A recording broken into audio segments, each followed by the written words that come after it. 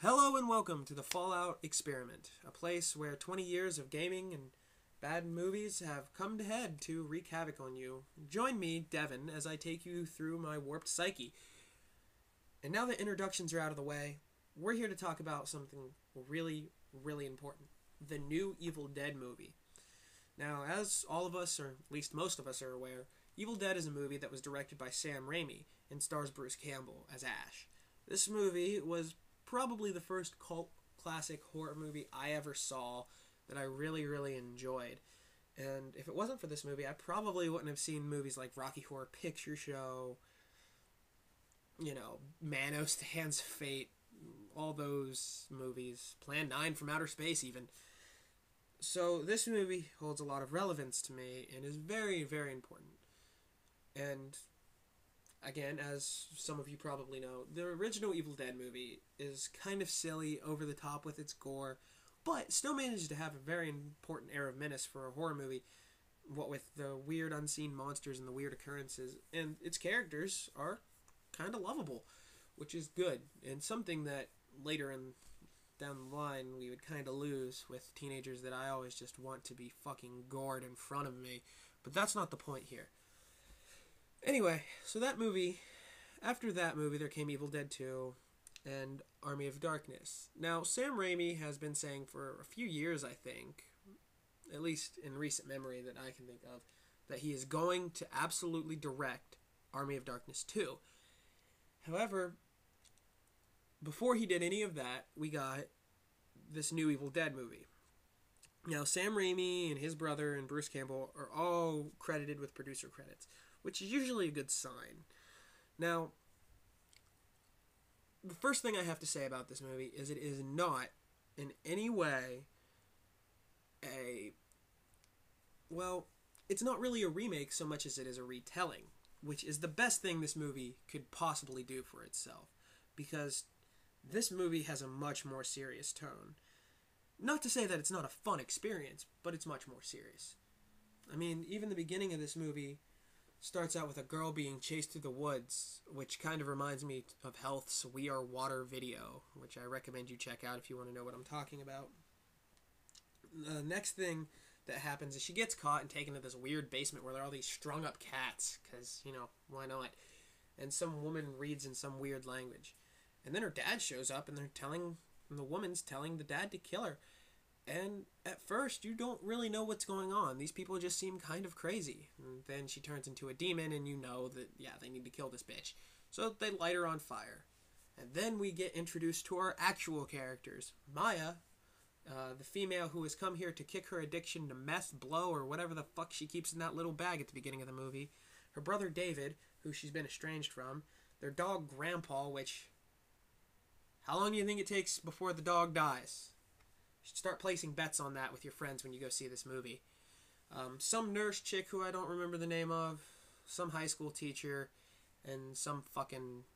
and David's fucking girlfriend who has like 10 lines of dialogue. And that's not a joke. She seriously introduces herself, and then I swear just disappears for the rest of the movie. It's almost like the director forgot she was there, and then her hand gets possessed and she's in it until she dies. So anyway, that's how this movie starts out. Now, you find out after Maya gives a big dramatic speech about how she's going to kick drugs that she's done this before, and with that, they decide that they're not going to let her leave. Anyway, after they get into the cabin, which is the same cabin from the first movie, there's this weird smell, and as the withdrawal kicks in, she gets more and more angered by the smell, and eventually they find the basement.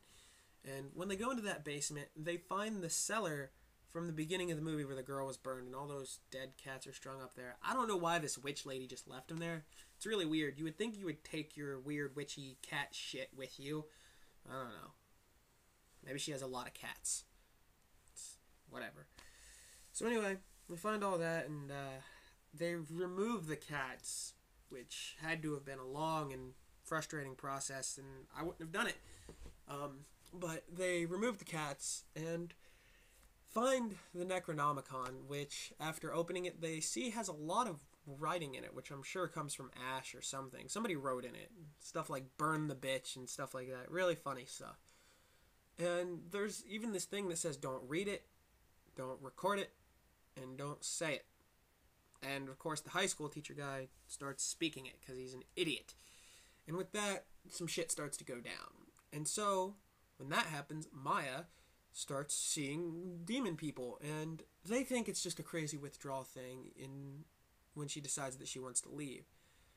Her being very dedicated to wanting to leave, she steals the car keys and drives off, crying the entire time instead of watching the road, which I have to say she's kind of an annoying little bitch in the beginning. I don't even know how old she is. I think she's like 20. It's weird. She's the youngest person there. And she acts like she's 16 in the beginning. It's pretty frustrating. But she drives off and then eventually crashes. And then a whole bunch of shenanigans ensues. And if you're wondering if the tree rape from the first Evil Dead movie is in this one, the answer is a resounding yes. Because you weird-ass people need that, right? Well, it's here, and it's much more brutal, actually. You get to see the whole thing go in. I mean, uncomfortable. So anyway, Maya gets possessed, and then the shenanigans ensue with the nurse chick being the first to become infected, and oh man, she starts cutting off her face at one point, and you get to see it. It is an intense scene. Every moment of gore in this is very intense, and I'm not going to ruin any of it for you. This is just me letting you know that this movie is one of the most intensely gory ones. If any of you out there have seen The Cabin in the Woods, you remember how at the end when they release all the fucking monsters, it just becomes a bloodbath? From the point that people start getting possessed, that is this movie. Just blood and gore and just gruesomeness. It is intense. There's even a part where they start raining blood! I mean, it is great. Now, this movie does have a lot of similarities to the original Evil Dead. There are even a lot of homages. I'm pretty sure you see the car from the original, as well as a lot of the things that happen are very similar. However, they play out a little bit differently. Not a lot, but a little bit. So it's very familiar feeling, but at the same time, it's not the same experience, which is good. In fact, there's one point where your main character is Maya, and she's the one that gets possessed. And actually, when I read that on Wikipedia, I thought Wikipedia was lying to me. I know, I'm foolish. How dare I doubt the almighty, all-knowing Wikipedia? Anyway, so you think David's going to be the new Ash, even though he's kind of an idiot. Seriously, you can make a drinking game out of his poor decisions. Make a drinking game out of every time he falls for something more than once. It's retarded. Anytime somebody goes for him, I'm gonna suck out your fucking soul through your goddamn cock, to David, what am I doing here? What's going on? He'll fall for it. He's an idiot. In fact, it's not until like the 5th time that he doesn't fall for it. And even then, he falls for something else. Once they've discovered how the demon like infects other people, he forgets about it at one point. I mean, what the fuck? This guy's an idiot. Though he does manage to bring his sister back to life, because they do kill her, even though it takes him forever to decide to do that. Like, literally, everybody but him and the high school teacher are dead. But I'm giving away too many spoilers. This movie is really good. I enjoyed it. It was a fun ride. You can bitch and moan about a couple of things. I mean, it's kind of weak that this lady went to the,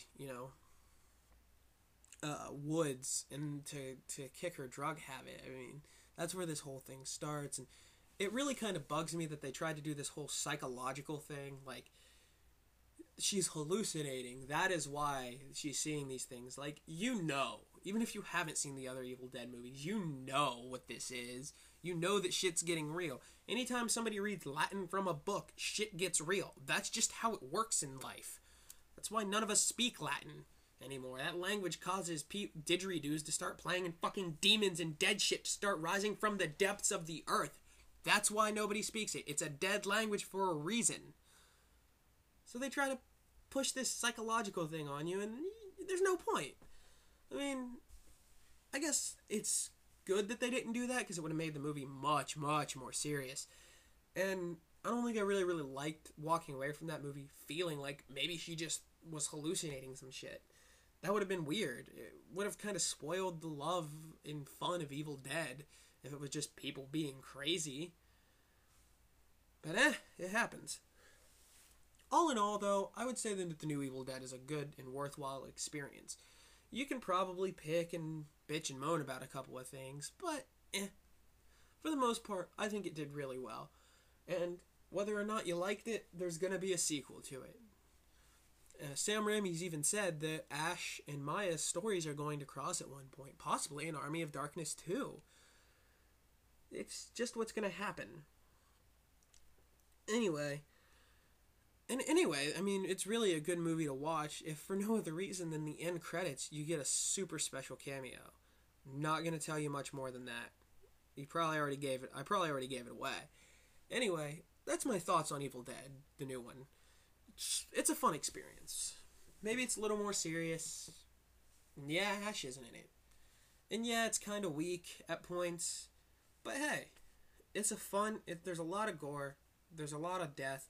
There's some sweet executions. What more do you want from an Evil Dead film, huh? It's not going to be provocative. That's not what this movie's about.